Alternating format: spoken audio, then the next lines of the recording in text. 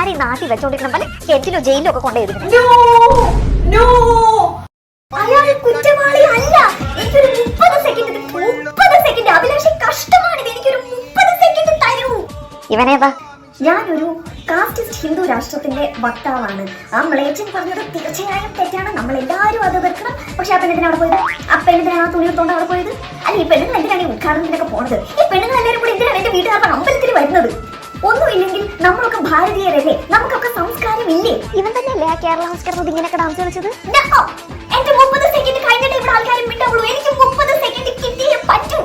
ഞാൻ പറയുന്നത് തെറ്റാണെങ്കിൽ നിങ്ങൾ വിചാരണ ഇല്ലാതെ എന്നെ ജയിലിലേക്ക് ഇട്ടോളൂ. ഇന്ത്യൻ ഭരണഘടന ഊളത്തരം പറയാനും നമുക്ക് അധികാരം തരുന്നുണ്ട്. പക്ഷെ പറയുന്നത് എന്നെ പോലത്തെ ഊളകളായിട്ട്. ഈ പ്രശ്നം പരിശോധിച്ചാൽ മനസ്സിലാവാവുന്നതേ ഉള്ളൂ. നടി അലവലാതിയാണ്. എന്ത് വിഡിത്തമാണ് നിങ്ങൾ ഈ പറയുന്നത്? അവർ അലവലാതിയാണെങ്കിൽ അവരുടെ അങ്ങോട്ട് നോക്കാതിരുന്നാൽ തീരാവുന്ന പ്രശ്നങ്ങളല്ലേ ഉള്ളൂ. സ്ത്രീ അമ്മയാണ്, കണ്ണിൽ